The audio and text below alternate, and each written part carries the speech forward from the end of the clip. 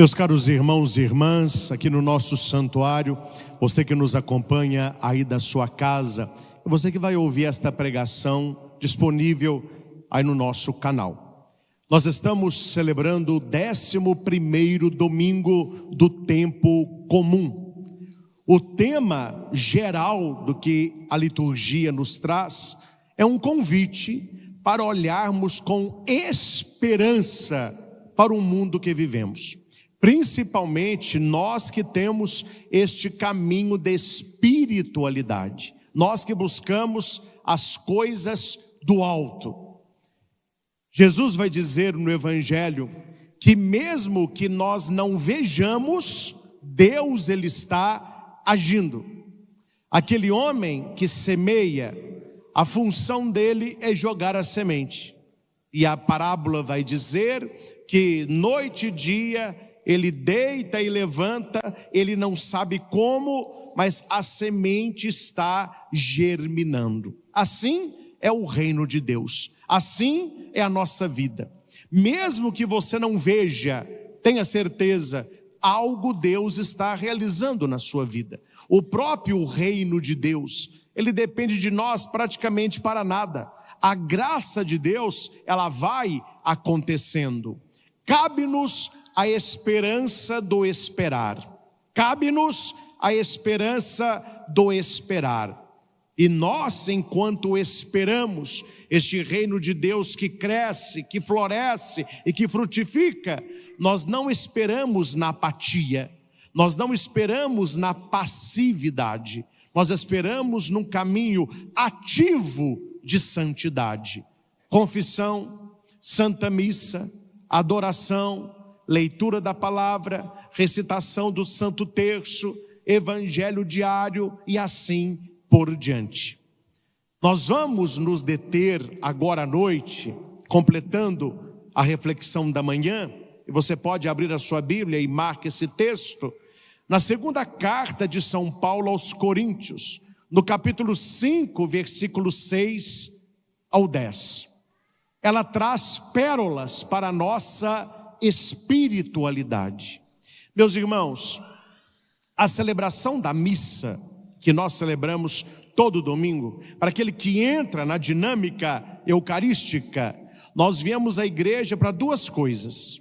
Primeiro, lógico, para atualizarmos pela liturgia católica o sacrifício de Cristo no Calvário, que se repete no altar, que se atualiza no altar, no tempo e no espaço. Liturgia eucarística, que é precedida pela liturgia da palavra, essa que nós estamos aqui. E para que serve a liturgia da palavra? Para direcionar a nossa vida espiritual, para alimentar a nossa espiritualidade.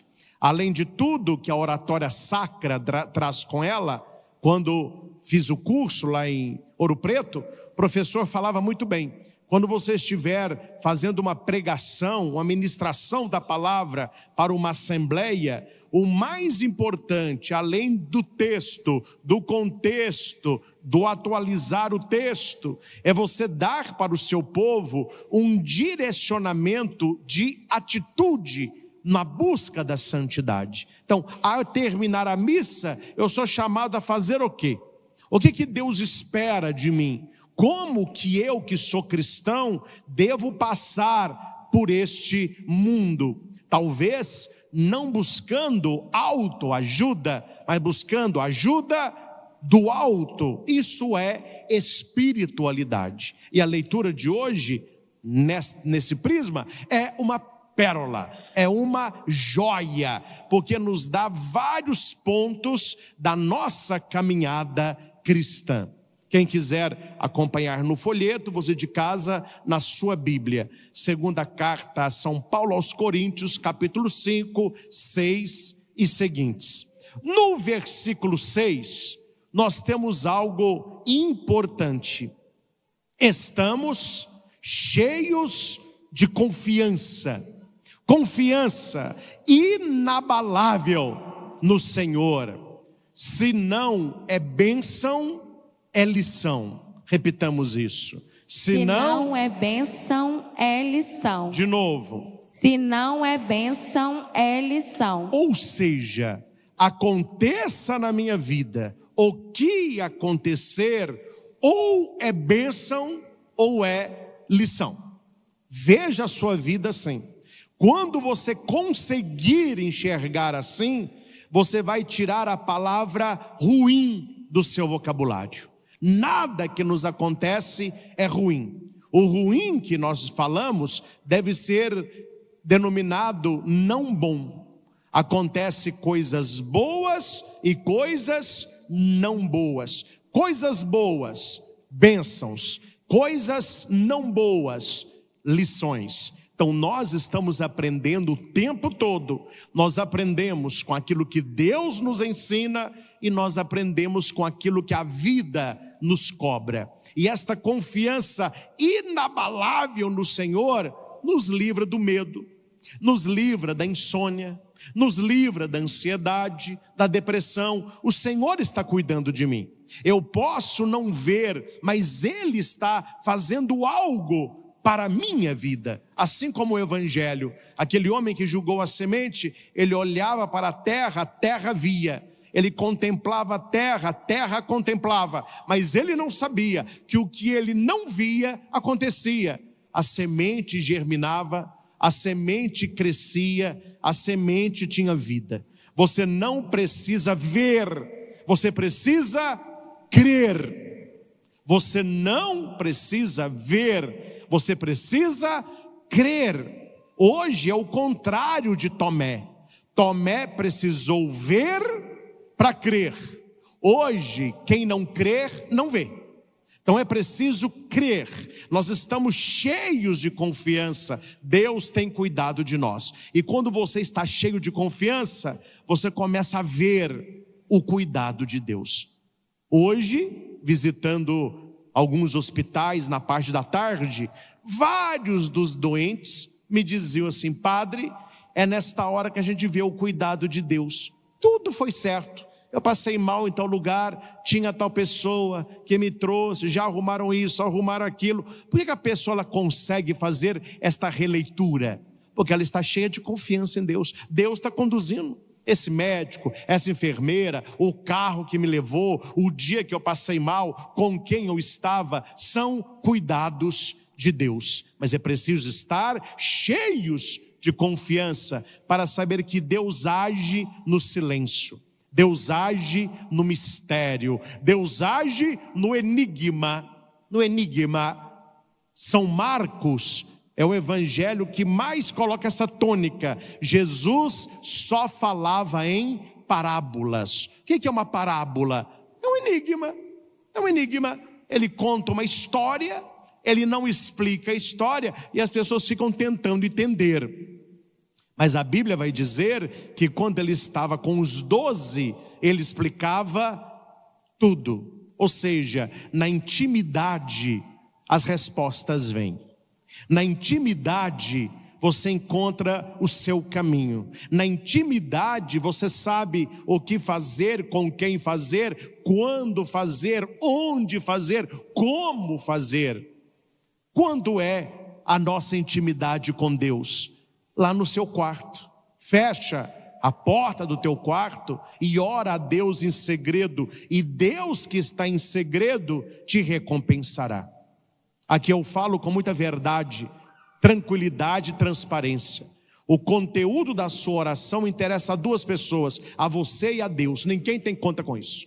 É você e Deus. Então lá no seu quarto, converse com Deus, interaja com Deus e Ele te responderá. Não há oração que fique sem resposta. É nesta nossa caminhada diária com o Senhor que Ele vai aumentando em nós essa confiança. E quanto mais confiança você tem, mais você consegue arriscar, mais as coisas começam a dar certo para você, porque Deus é aquele, como falou a primeira leitura, Deus é aquele que abaixa a árvore alta e eleva a árvore baixa, faz secar a verde e brotar a seca. Ele é Deus, e Ele pode fazer na sua vida o impossível, mas Ele precisa da sua confiança. Ele precisa da sua entrega. É aquela história que todo mundo já conhece, já é uma história batida, mas encaixa muito bem aqui. Aquele prédio pegando fogo, onde a fumaça tampou os andares e havia uma criança na janela. E nada da criança pular. Aí o pai da criança diz: meu filho, pode pular, sou eu. A criança não vê o pai, a fumaça não deixa, mas ela se lança, porque ela sabe que depois da fumaça estão os braços do seu pai. É mais ou menos isso. A gente não vê, mas você deve se lançar, você deve pular, porque Deus não deixará que um bom servo caia. Ele haverá de sustentar, Ele é Deus. Então, primeira coisa da leitura: encha o seu coração de confiança. Aqui o que eu vou falar é muito sério, muito sério.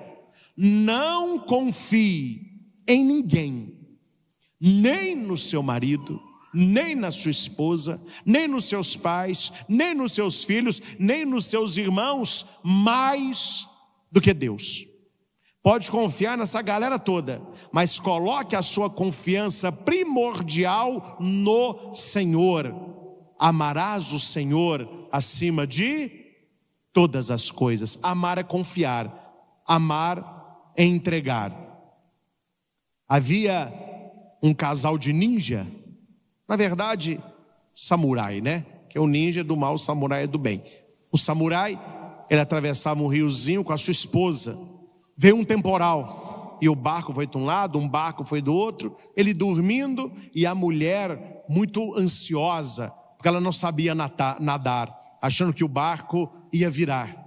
Ela vai e cutuca no marido dela: acorda, faça alguma coisa, nós vamos morrer. O marido, que não tinha muita paciência, tirou a sua katana, a palavra certa, kataná, aquela espada, e colocou no pescoço da mulher. Falou com ela assim: olha, tem uma arma mortal no seu pescoço, basta o movimento do meu punho e eu decepo a sua cabeça. E a mulher falou assim: eu tenho mais medo dessa espada no chão do que na sua mão. É uma espada mortal, mas ela está nas mãos de quem eu amo. E ele guardou e disse: então pode dormir, a tempestade é brava, mas nós estamos nas mãos daquele que nos ama, o nosso Deus.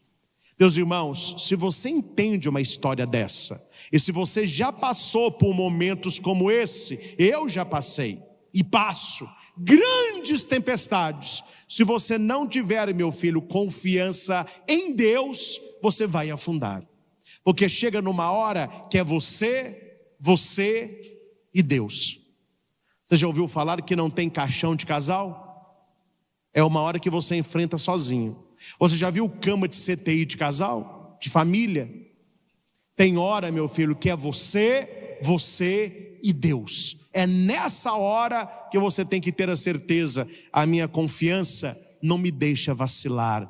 Eu sou do meu amado, o meu amado é meu. Paulo continua: estamos cheios de confiança e bem lembrados de que, enquanto moramos no corpo, ou seja, enquanto estamos aqui neste mundo, não estamos na glória, somos peregrinos longe do Senhor.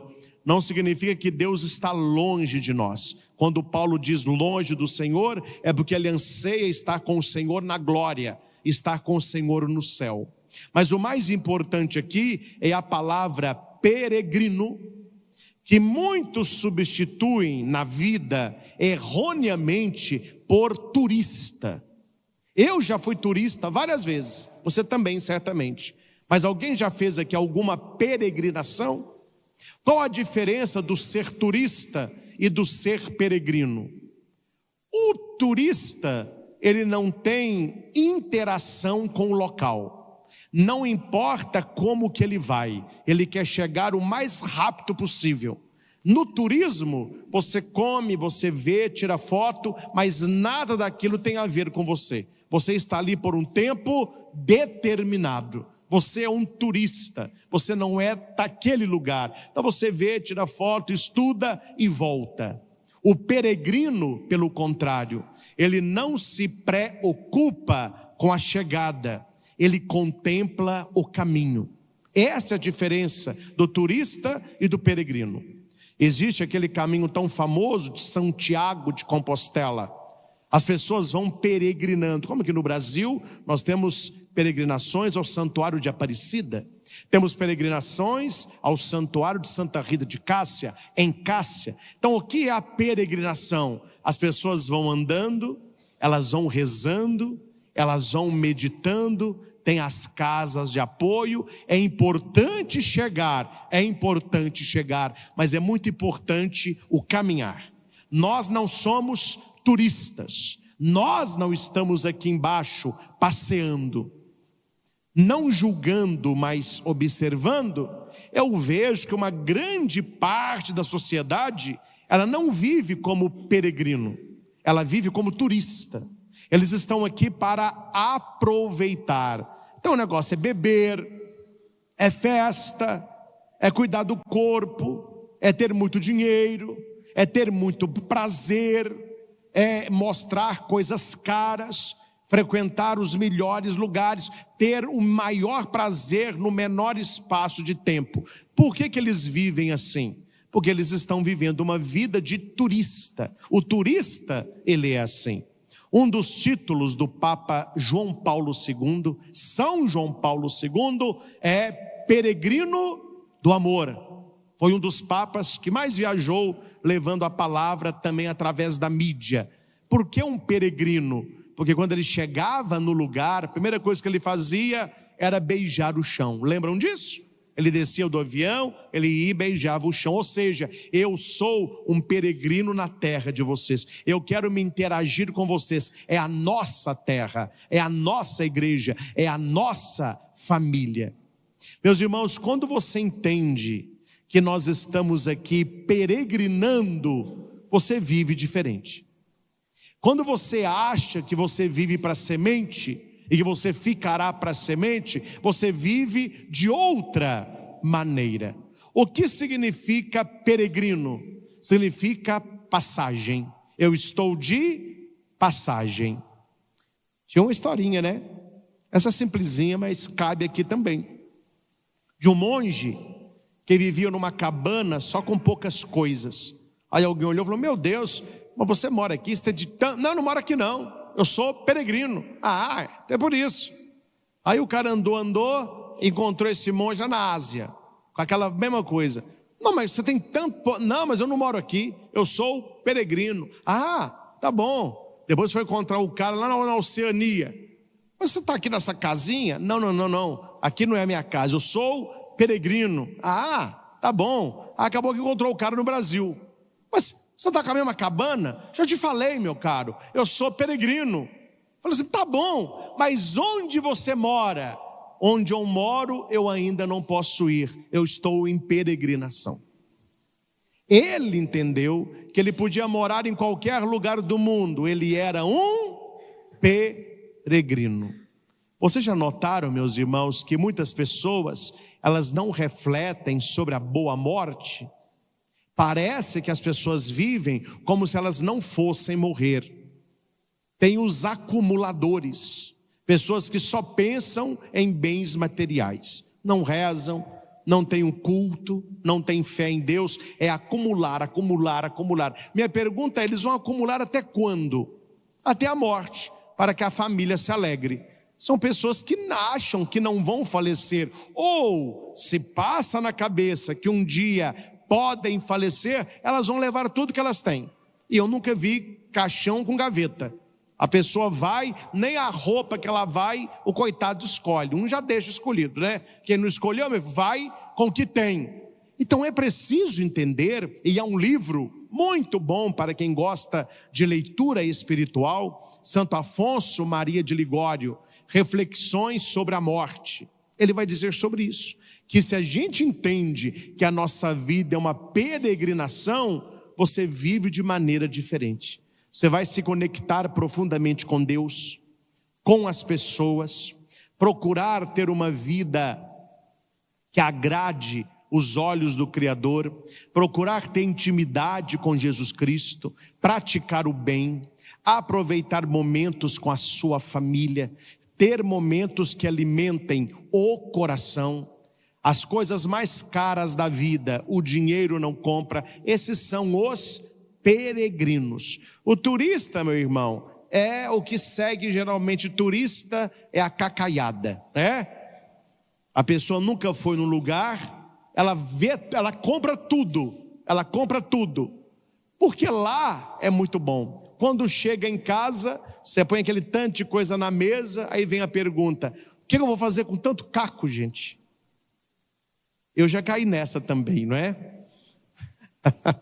Quando eu fui à Fortaleza a primeira vez, eu cismei de trazer um siri numa garrafa de cachaça. A minha mãe: o que você vai fazer com o siri na garrafa de cachaça? Falei: mãe, mas é bonito, eu vou para enfeitar. Tá bom, quer levar, leve. Gente, boca de mãe não tem jeito. No meio da viagem a garrafa quebrou. Eu recebi a minha mala fedendo a cachaça, o siri enrolado nas minhas cuecas. Eu falei: meu Deus do céu, que confusão. Joguei o siri fora, a garrafa quebrada, a cachaça. Falei: não tem utilidade nenhuma. Gente, as pessoas estão vivendo essa vida cheio de cacarias, porque ela acha que é turista. Um dia ela vai olhar para a própria vida, vai olhar para aquilo que ela acumulou, e ela vai contemplar o que ela perdeu no céu, e ela vai dizer: a minha vida foi um colecionar de cacarias. Passou a vida inteira juntando o que não tem valor nenhum. Você conhece aquela parábola de Jesus sobre o homem que demoliu os celeiros, porque colheu muito e fez celeiros ainda maiores? E aquele homem disse para ele: agora eu tenho comida para muitos anos. Deita, relaxa, goza, aproveita da vida. Aí Jesus fala: tolo, esta noite Deus pedirá a sua alma. E para quem ficará tudo que acumulaste? Aí Jesus dá a cereja do sorvete, né? Assim é aquele que é rico para o mundo, mas é pobre para Deus. Meus irmãos, nós somos peregrinos. A nossa vida não é eterna. Nenhum de nós ficará para semente. Não chore o que eu vou dizer agora. Não chore, mas é uma verdade. E eu vou julgar alto, viu? Daqui a 100 anos, terá um padre aqui e pessoas aqui. Nenhum de nós estará mais vivo. Todo mundo será um esqueletinho. Pó. Quando eu fui lá na terra do Padre Cícero, Padre Cícero, Juazeiro do Norte, não é isso? O bispo de lá me levou no museu de Padre Cícero. E tem uma foto impressionante na praça, mas há uma multidão, uma foto, claro, daquela época, né? E o Padre Cícero com o dedo levantando, pregando. Mas uma multidão, eu não me lembro a data, eu olhei lá a data, e na hora veio no meu coração assim: que coisa, hein? Não tem uma pessoa dessa viva para contar a história. Morreu todo mundo. O mundo é assim. Só que as pessoas vivem como se fossem turistas. E Paulo está dizendo: não. Você tem que viver como peregrino. Você está de passagem. Gente, a nossa vida muda, ó. Várias pessoas falaram comigo no hospital isso hoje. Padre, eu acordei, achei que era mais um dia. Tudo mudou assim, ó. Foi um desmaio, minha vida mudou. Meu marido estava do meu lado. Vou falar o nome, claro, né? Passou mal à mesa, não acordou. Trouxemos ele aqui para o hospital. Ele teve uma veia, está com uma parte do cérebro toda tomada de sangue. Desde domingo ele não responde, não abre o olho, não fala mais. A família não sabe o que faz. Ela falou: padre, domingo de manhã estava numa alegria. Nós saímos, fizemos compra, compramos carne. Era um domingo de festa lá em casa. Quer dizer, mudou assim, ó. Ele apenas caiu. Nós não conhecemos o amanhã. E por que a gente assusta com notícias assim? Porque a gente acha que nós somos turistas. E Paulo vai dizer: gente, o peregrino é assim. Nós estamos de passagem. E aquele que está de passagem, ele tem que ter algo que o motiva a caminhar. Se nós estamos de passagem, o que é que nos motiva a caminhar? Paulo continua: somos peregrinos, pois caminhamos na fé e não na visão clara. Para Paulo, há dois momentos na nossa vida: o tempo da fé e o tempo da visão. Vamos lá? Qual que é o primeiro tempo? Tempo da fé. E o segundo? Tempo da visão. Nós estamos em qual? Quando que será o tempo da visão? Quando nós contemplarmos a Deus face a face. Coríntios 13. Então nós caminhamos na fé, mas não caminhamos na visão clara. Quando é que nós teremos uma visão clara? No dia da nossa ressurreição. A vida eterna, a fé, ela vai acabar. Você compreende Coríntios, né? Fé, esperança, caridade. Qual que é o maior dos três? A caridade. Por quê? Porque a fé e a esperança só duram aqui embaixo. Porque ela acaba. Ai, padre, acaba? Acaba, meu filho. O que é fé? É crer naquilo que não se vê. É acreditar naquele que você não viu. Quando você estiver no reino dos céus e você estiver vendo Jesus, Nossa Senhora, São José, você olha para o seu lado, seu anjo da guarda, São Miguel Arcanjo, ô São Miguel, dá um abraço, misericórdia. Você vai ter fé para quê? Você está vendo tudo aquilo, acabou a fé.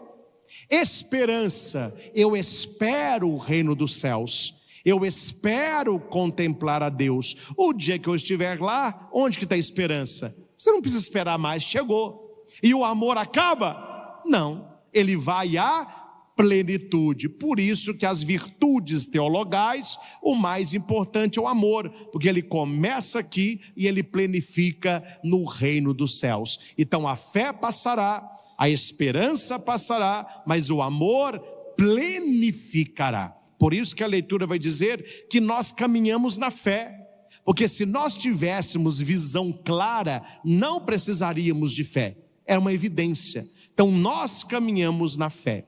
E qual é a pergunta que vocês deveriam perguntar agora? Como é que eu passo da fé para a visão clara? Como que eu passo daquilo que eu creio para contemplar o que eu creio? São Paulo responde no versículo 9: também nos empenhamos em ser agradáveis a Ele, agradáveis a Deus. Você quer uma oração boa para você rezar todo dia? Pequena, simples, profunda e poderosa? Senhor, que o meu dia hoje seja agradável a Ti. Que hoje eu Te agrade. Eu rezo assim: meu Deus, que eu, padre, possa ser hoje um padre que Te agrade. O marido vai rezar: meu Deus, olhando para minha esposa, que eu seja para ela um marido que Te agrade. Que eu seja para ele uma esposa que Te agrade. Que eu seja para os meus pais filhos que Te agradem. Que eu seja para os meus filhos pais que Te agradem. Se há alguém que você precisa agradar, é Deus. Desculpe aqui, gente, o resto é resto. Opinião não define ninguém. As pessoas têm opinião de você. Você tem que viver de definição. Só Deus te conhece verdadeiramente. E não foi outra pessoa, senão Cristo, que morreu na cruz para te salvar. Então viva para agradar a Ele. E você achará no seu caminho pessoas que queiram com você agradá-lo. Você quer ser uma pessoa abençoada? Você quer ser uma pessoa próspera? Você quer ser uma pessoa que cresça como um cedro do Líbano? Agrade a Deus, agrade a Deus. As coisas vão se ajeitando à medida que você vive uma vida que agrade a Deus. O que foi a vida de um santo, senão alguém que preocupava só em agradar a Deus? Não se preocupava com os outros, a opinião dos outros, não. Eu quero agradar a Deus. E era uma pessoa caridosa, virtuosa, porque ele queria agradar a Deus. Esta é uma pergunta, né? Uma pergunta. A minha vida agrada a Deus? A maneira como eu vivo agrada a Deus? As minhas conversas agradam a Deus? Os lugares que eu frequento agradam a Deus? As pessoas com quem eu me interajo agradam a Deus? A maneira como eu lido no meu trabalho, como eu lido com o meu dinheiro, como eu lido com os meus clientes, agrada a Deus?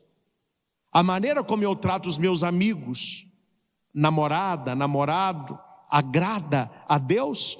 Se você vivesse para agradar a Deus, a sua vida estaria muito melhor. Qual que é o problema de hoje?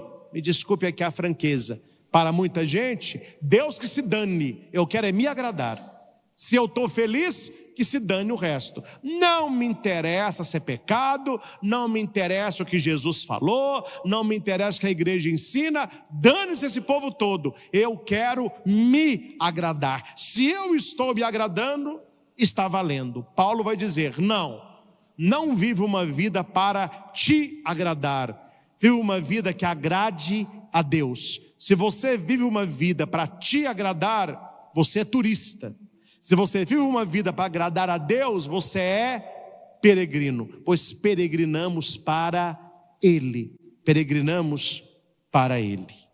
Por fim, é que Jesus vai tocar num assunto importante para nós que cremos e para que você mostre aos que não creem que não é necessário a fé para que isso aconteça. Você não precisa crer, porque a sua descrença não leva o ser à inexistência. Vou te dar um exemplo claro.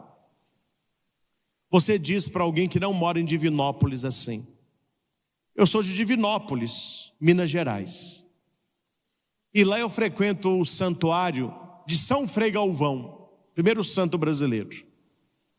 Pode falar, Padre Cristo celebra lá. É um santuário tipo um cone, ele é grande, ele é alto, vai assim, vai assim, vai assim. A pessoa diz para você: não acredito não. Não, duvido.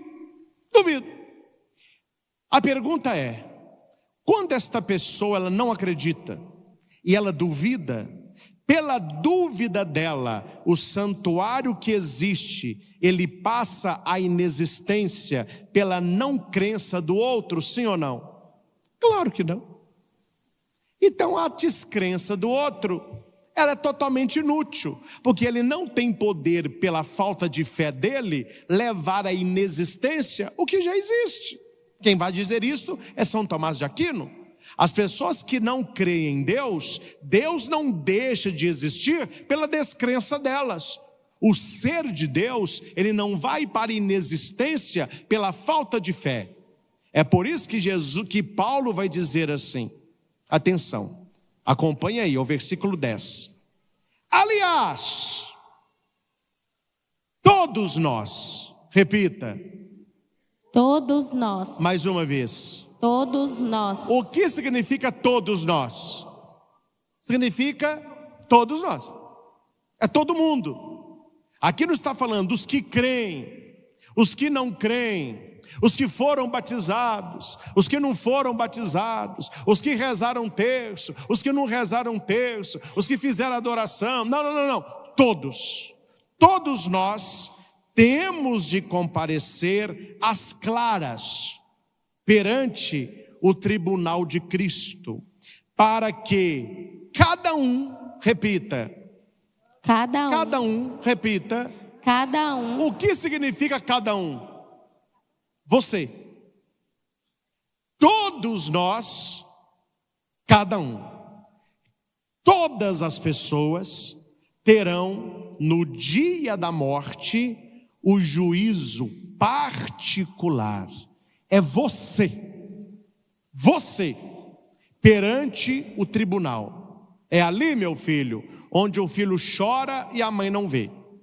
Não tem apelação, não tem jeitinho e não tem como fazer nada depois da morte. Se você quer mudar alguma coisa, mude quando você está peregrinando. Quando lá chegarmos, é só a sentença. Nós receberemos prêmio ou castigo do que tiver feito ao longo da sua vida corporal. O que nós estamos fazendo com a nossa vida, que é dom de Deus. Cuidado com isso.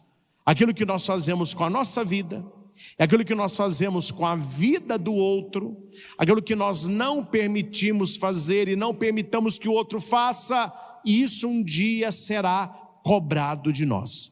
E se você sabe disso, e se você acredita nisso, e se você é seguidor de Cristo, minha pergunta é: como viver como turista, sabendo que um dia nós teremos um juízo particular? Você vai mudar a sua vida. A sua vida será para agradar a Deus. Você vai rezar mais, você vai fazer mais caridade, você vai procurar mais confissão, você vai procurar um caminho que te leve ao coração, porque você sabe que um dia haverá o julgamento. Aí você vê uma grande parte da sociedade não acreditam nisso não. Fala, que julgamento, onde que você tirou isso? Não acredito nisso não. Aí vem um discurso. God is love. Deus é amor. Deus é compaixão. Depois da nossa morte, todos nós gozaremos da vida eterna. É porque na verdade eles falam uma coisa insinuando outra. Eles falam que Deus é amor, mas eles estão querendo dizer que Deus é o quê? Eles não sabem? Quando, você sabe o que eu estou falando, quando a galera fala, mas Deus é amor, Jesus é amor, porque a salvação, todos nós seremos salvos, não existe inferno, todos nós temos lugar garantido, porque Deus é amor. Na verdade eles querem dizer que Deus é o quê? A palavra é bobo. Eles não querem dizer que Deus é amor. Deus é bobo. Deus é um bocó. Deus é um bobão. Tanto faz como tanto fez. Todo mundo está com o passaporte carimbado. E o primeiro bobo da história, entre aspas, pelo contexto, é Jesus, que aceitou pregar na cruz um sacrifício inútil, sendo que todos já estavam destinados à salvação. Qual o sentido da redenção? Qual o sentido da cruz? Qual o sentido do batismo? Qual o sentido da igreja? Qual o sentido dos sacramentos? Qual o sentido de você estar aqui? Se todos nós vamos para o mesmo lugar, não há sentido nenhum. Então é um Deus bobo. Só o que eles não sabem, que Deus não é bobo. Deus é bom. Deus não é bobo, Deus é bom. Só que Deus é bom e justo. São as duas qualidades principais de Deus. Deus é bondade e justiça. Ele é uma bondade justa e uma justiça boa. O que as pessoas querem hoje? A bondade de Deus. Quem quer a justiça? Ninguém. Por que eles não querem justiça? Porque eles não querem se converter. Eles querem ver uma vida que me agrade.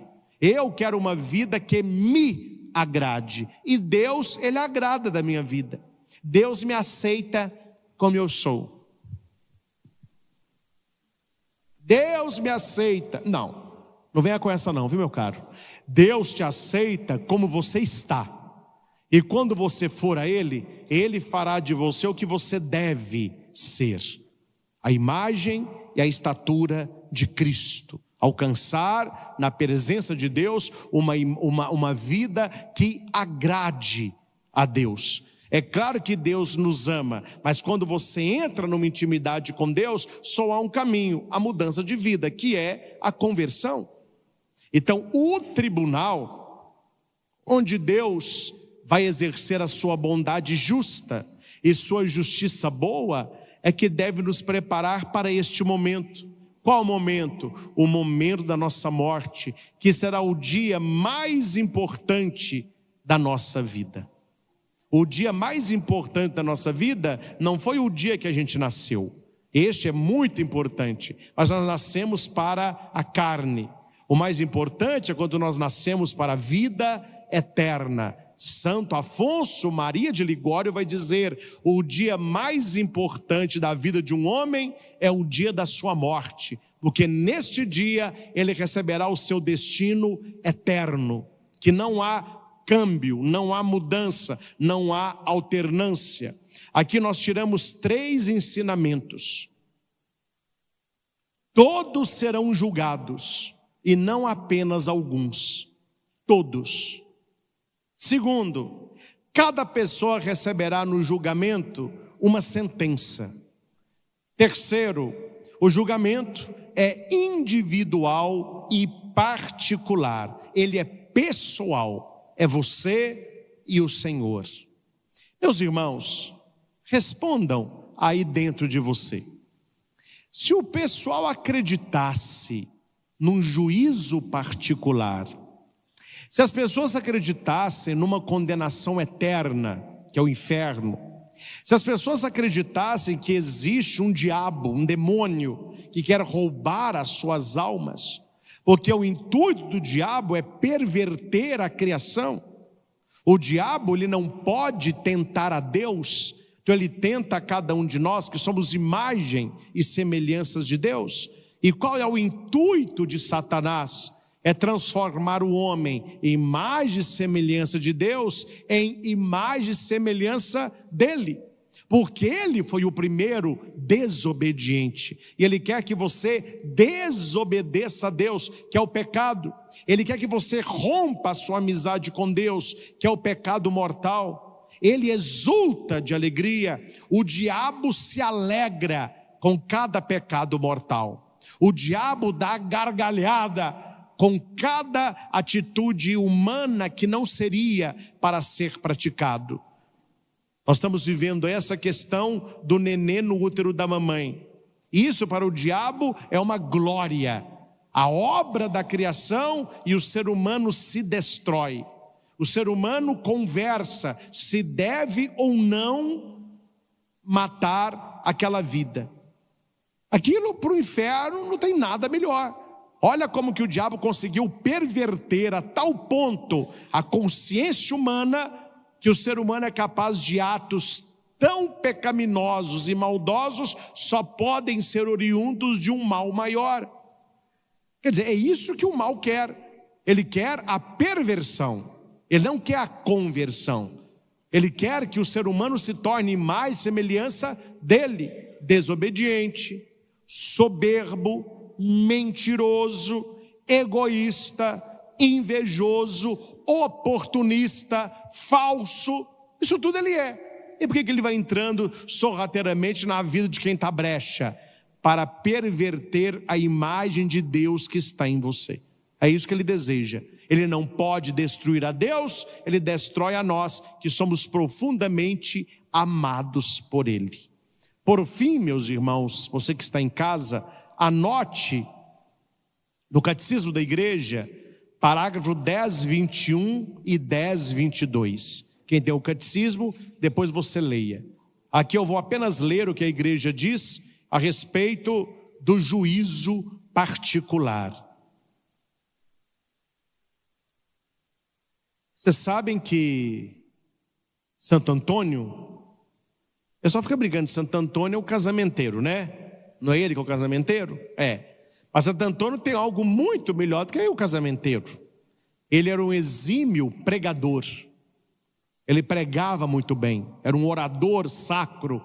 As pessoas gostavam de escutar. E Santo Antônio vai dizer para os pregadores, para nós sacerdotes também: se o padre sabe e não diz, e o povo que não sabe, porque o padre não disse, se perde, o pecado do povo é concomitante ao pecado do padre. Agora eu te pergunto, eu já tenho os meus pecados, eu quero levar os seus, meu filho?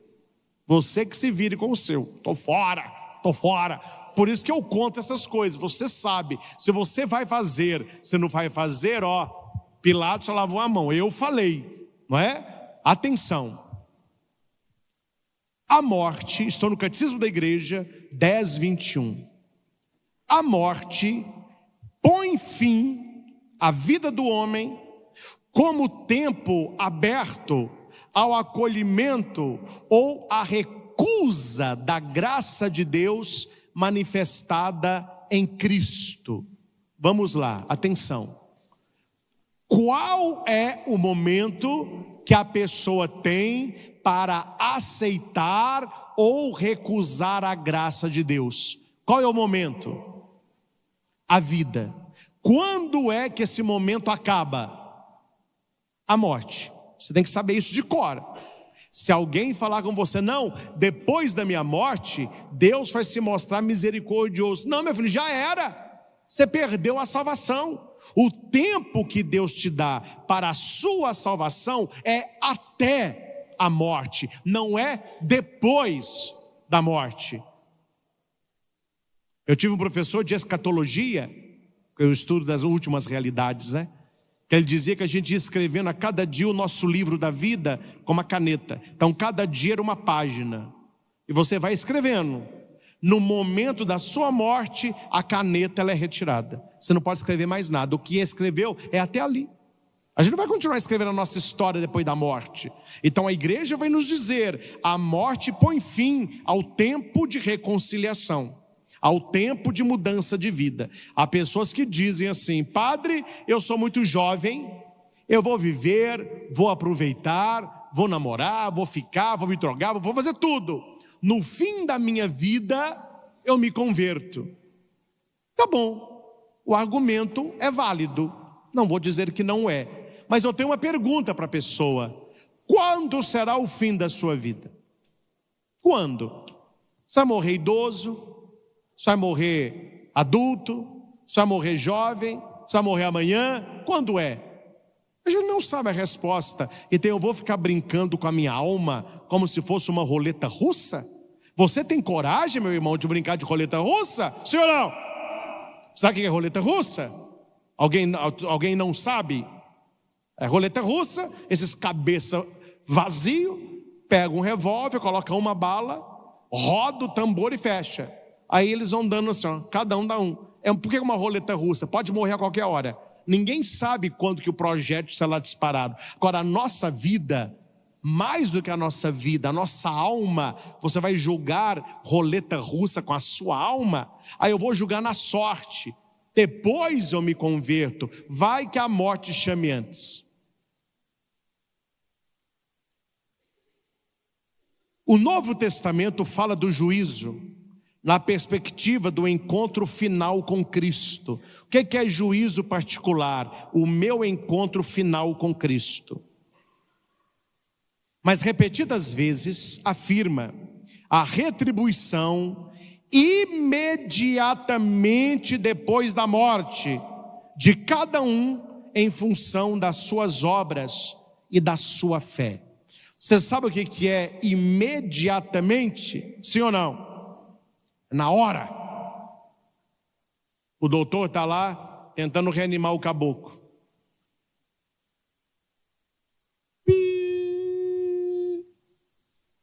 Anote, hora do óbito, 11h58. 11h58 e meio, a pessoa já está no tribunal de Cristo. Imediatamente depois da morte. Você que é cristão católico, de ter pensamento espírita. Para com isso. Tem gente que morre e fica vagando aqui na terra. O meu tio falecido está lá em casa. Aí eu estou vendo a minha avó na cadeira de balanço. O meu filho, ele conversa comigo do alto do teto. Meu filho reza, que eu te garanto, não é essa pessoa, está mais para ser um demônio. Imediatamente depois da morte, a pessoa se apresenta no tribunal de Cristo. Ou ela acha que depois da morte ela vai continuar sendo turista aqui na terra. Não, eu morri, mas eu estou aqui na cadeirinha de balanço. Uma coisa que eu acho engraçado: a pessoa nunca escreveu um bilhete em vida. Depois que morre, ela escreve livro. Me ajuda, né? Me ajuda. A pessoa nunca escreveu uma carta. Aí depois que morre, em vez de cuidar da vida, ela fica mandando. Gente, nós somos cristãos católicos. Eu estou pregando para cristãos católicos. Esta é a nossa fé. Imediatamente depois da morte, cada um se apresenta no tribunal de Cristo. Cada homem, estou no 10:22, recebe em sua alma imortal, o seu corpo é mortal, a sua alma é imortal, a retribuição eterna a partir do momento da morte, num juízo particular que coloca a sua vida em relação à vida de Cristo, seja através de uma purificação. Como que se chama a purificação? Purgatório. Seja para entrar imediatamente na felicidade. Como se chama isso? Céu. Ou para condenar-se imediatamente para sempre. Como chama isso? Inferno. Simples como o sol ao meio-dia. Aí, meu filho, ninguém corre, não tem apelação, viu? Você morreu, ou é céu, ou é purgatório, ou é inferno. E purgatório, atenção, desculpe que eu vou acabar com a inocência da maioria. Purgatório não é a segunda chance de Deus. Não é a segunda chance de Deus. A chance de Deus e a única chance é quando você está vivo aqui. Pode ser purgatório, não é a segunda chance de Deus. O que é o purgatório? É a purificação daqueles que viveram como Deus, mas não conseguiram plenamente realizá-lo. Então ele passa por um estágio de purgar, de purificar, para que você entre na glória celeste. Só o santo é capaz de ver a Deus. E se você falece, e você não falece em pecado mortal, se você viveu como peregrino, se você viveu para agradar a Deus, mas pelas nossas misérias e limites, nós não conseguimos chegar aonde poderíamos, existe essa purgação para que você veja a Deus. E isso é dado para aqueles que buscaram a Deus na vida e não resolveram buscar a Deus depois da morte. Porque, meu filho, todo mundo se converte, viu? A hora que a pessoa vê o fogo pegando, o tridente de Satã, todo mundo se converte. Aí já era. Ele não pode fazer mais nada. Quem conhece aquela parábola de Jesus, o pobre Lázaro e o rico, você entende que Jesus ensinou ali sobre os novíssimos. O rico estava lá no fogo eterno e o Lázaro ao lado de Abraão. Aí o rico vai dizer assim, mas ele foi para o inferno porque era rico não, viu? Só você acha que para ir para o céu tem que ser pobre, não tem nada a ver. Tem muito rico que sobe e muito pobre que desce. É o coração, é a humildade, é a partilha, é a fé. Aí, porque o cara fazia banquete e não dava nada para o pobrezinho. Ele tinha uma vida soberba. E o pobrezinho, coitadinho, não recebia nada. Aí o rico fala assim, pai Abraão, o tormento aqui é demais.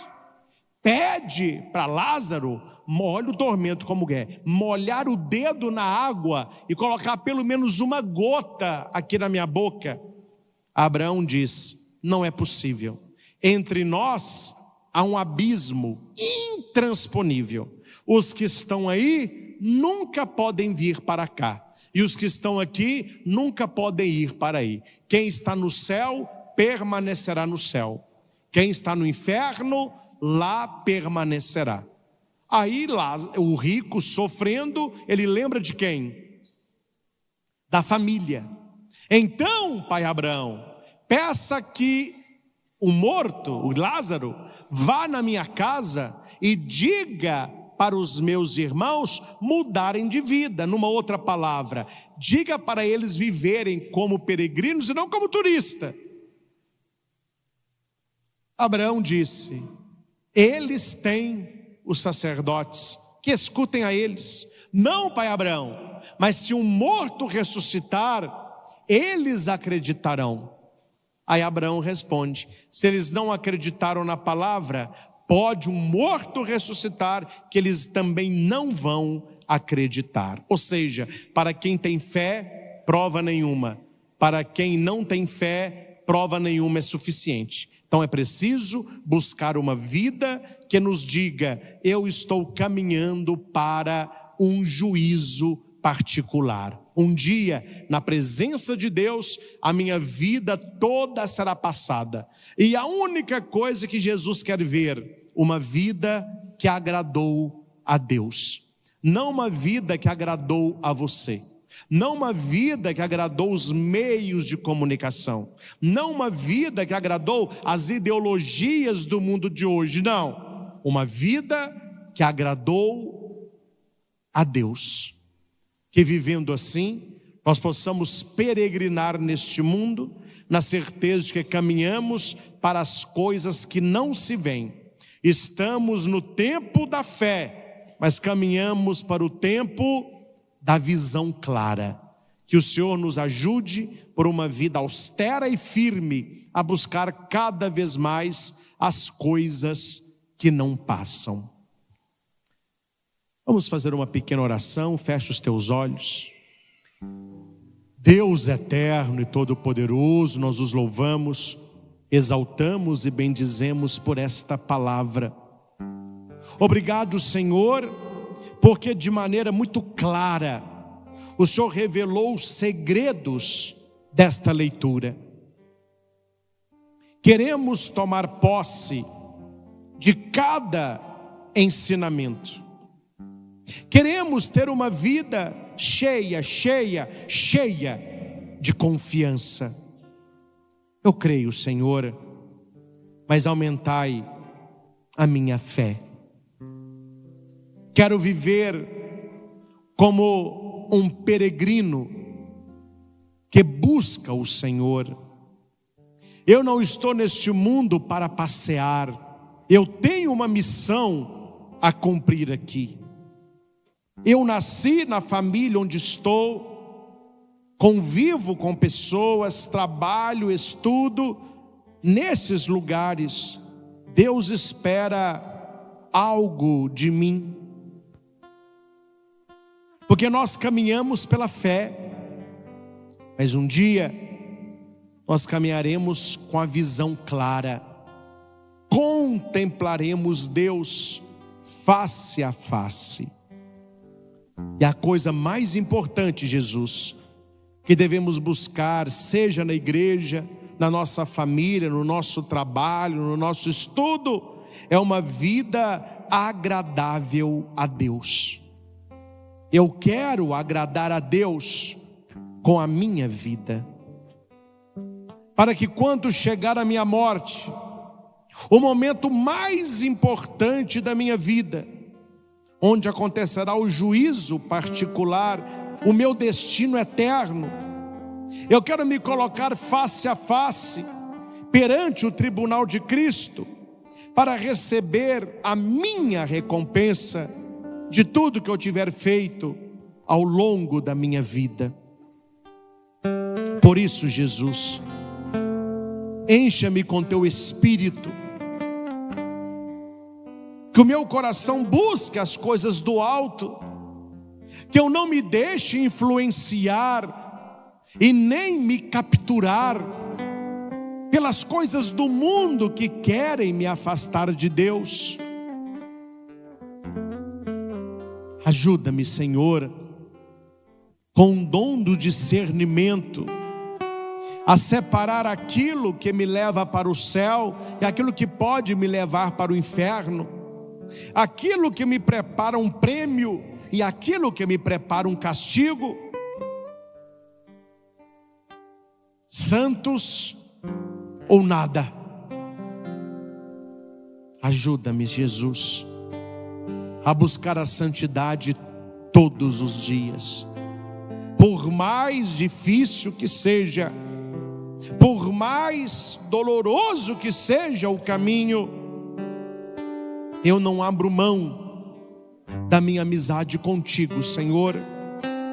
Porque depois da minha morte, eu não posso fazer absolutamente nada para mudar o meu destino. O tempo que eu tenho para aceitar a graça ou para rejeitar a graça é o tempo da minha vida, é o tempo que eu estou peregrinando neste mundo.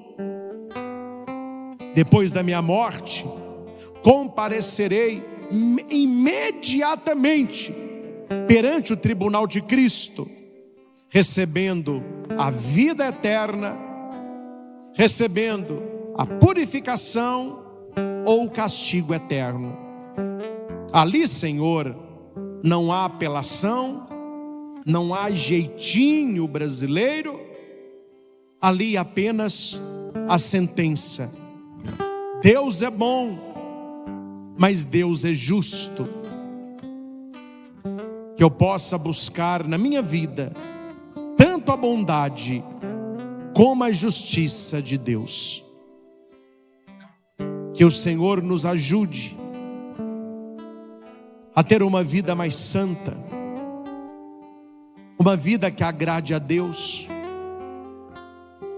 uma vida que testemunhe o amor de Jesus. Que o Senhor nos dê a sua graça, que o Senhor nos cumule com a sua força. Ao Senhor Jesus, honra, glória e louvor. Como é bom agradecermos ao Senhor. Como é bom agradecermos ao Senhor e cantar salmos de louvor ao Deus Altíssimo, anunciar pela manhã vossa bondade e vosso amor fiel a noite inteira. O justo crescerá como a palmeira, florirá igual ao cedro que há no Líbano. Na casa do Senhor estão plantados, nos átrios de meu Deus florescerão. Como é bom agradecermos ao Senhor. É Ele quem abaixa a árvore alta e eleva a árvore baixa. É Ele que faz secar a árvore verde e faz brotar a árvore seca. Ao Senhor toda honra, toda glória e todo louvor. Louvado seja nosso Senhor Jesus Cristo, para sempre seja louvado.